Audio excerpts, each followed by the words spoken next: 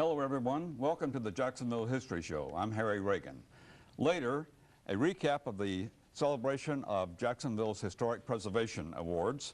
But first, the celebration of Jacksonville Historical Society's 85th anniversary. And our guest is Emily Liska, Executive Director of the Historical Society. Welcome, Emily.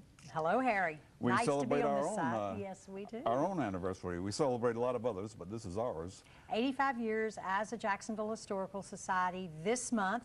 We were founded in 1929 on the anniversary, the 28th anniversary of the Great Fire of 1901. So on May 3rd, we always know not only is it the anniversary of the Great Fire, it's the anniversary of the Jacksonville Historical Society's founding. We are, of course, a few years younger than that Great Fire, 8 years out from it. And some people just thought history needed to be preserved and started working. What's your impression?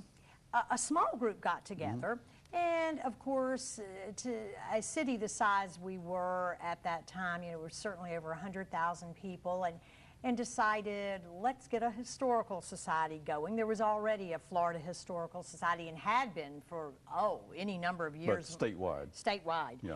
And the Historical Society was started with an event at the Carling Hotel, and maybe they'll put that up on the screen. The birthplace of the Historical Society. Of the Historical Society. Actually, there's a plaque on the exterior of the Carling now apartments downtown Jacksonville. Which has now been recycled and is a very nice place for people to live. A beautiful building, and I think perhaps we were found there, and 200 invitations were sent. So in those days, the Jacksonville Historical Society invited people to membership, and the membership was $3, as I recall, for the year. Okay.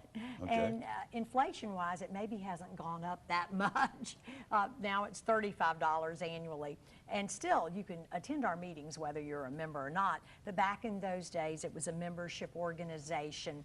And the Carling was an unusual place in two respects. Here we were going to study the city's history, and the early presentation was on St. John's Town, which was a British township up near where we would consider today Fort Caroline Road, in that area. Now, the Carling at that time was... a new hotel, really, for the city. And it was, you know, it's in the center of the block downtown, which is very unusual for a hotel as well.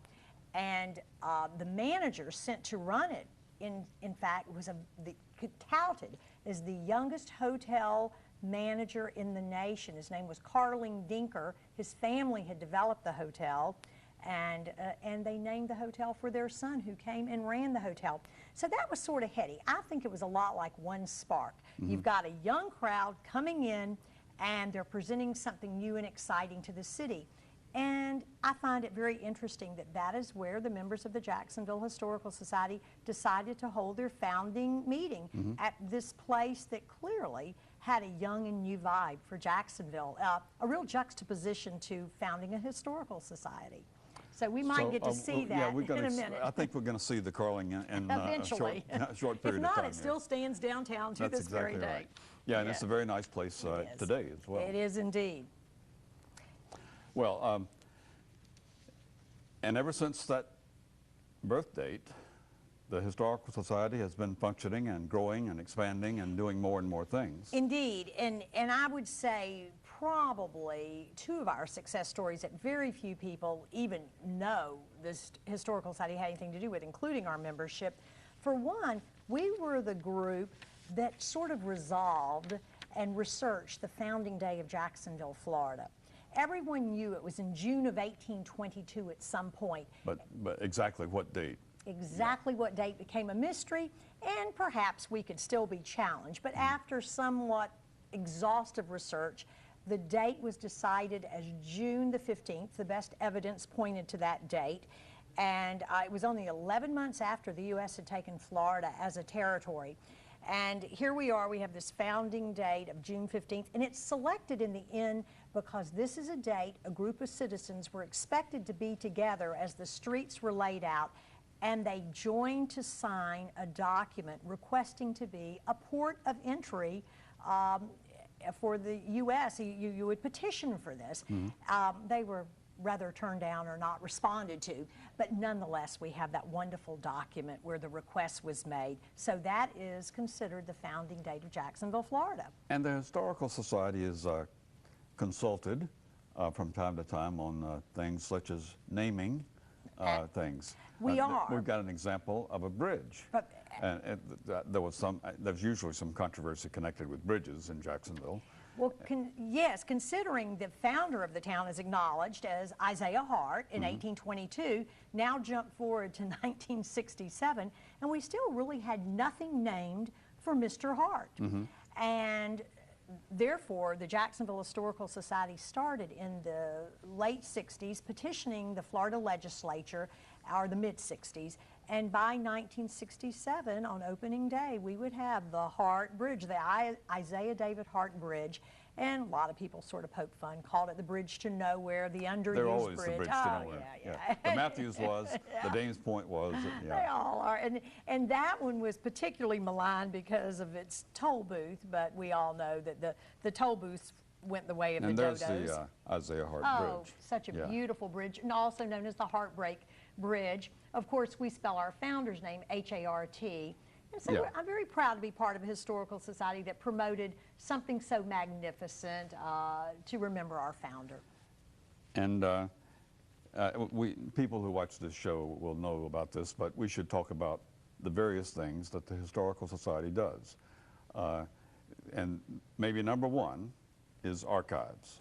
If we collect stuff that otherwise might get tossed in the dumpster or That's something. really true, and things that have been fetched out of the dumpster. Yeah. I've crawled in more than one, and proud to do it because we retrieve these wonderful treasures of Jacksonville history, and so we do maintain an archival repository, primarily document heavy, photographic heavy. Oh my goodness, that's what people love the most.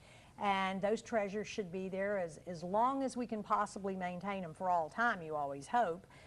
And here, in fact, here is a image up on the screen. The top right is Old St. Luke's Hospital. We've a lot of restoration work on that. We now own that building outright, the Jacksonville Historical Society. So we not only maintain all of our documents in that building, but we indeed are responsible for saving that building. The building to the top left in the corner, that's the old casket factory next to St. Luke's. Then as you go to the middle left, you see Old St. Andrews. We have a 22-year lease from the city on that, and spent more than $1 million restoring that building down in the sports complex area where we hold our annual program series, and it's a monthly series except in the dead of summer.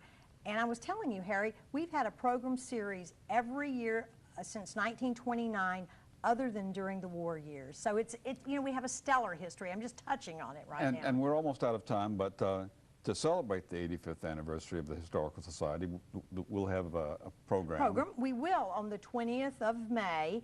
Dr. Wayne Wood, known as the Godfather of Jacksonville history, will be there presenting, and he'll take us on a really high-tech walk into our past. So this should be, again, an interesting juxtaposition, and we'll be looking also particularly at that wonderful year 1929, along with much other local history. So we welcome everybody to attend, and it's in the wonderful Old St. Andrews that you saw earlier on the screen, or just call jackshistory.com online. Okay, Emily Liska, thank you very much. And when the Jacksonville History Show continues, Emily will be sitting here, and we'll be reviewing this year's Historic Preservation Awards. Stay with us.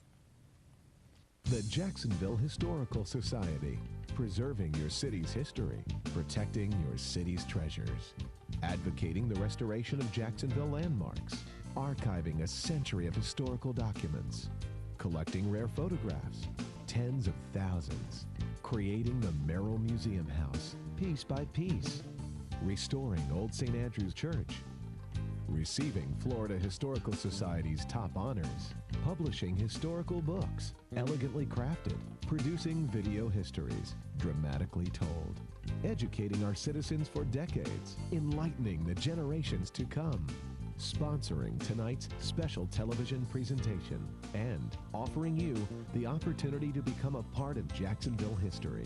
Call 665-0064. Visit jackshistory.com and become a member of the Jacksonville Historical Society, celebrating 80 years serving our community.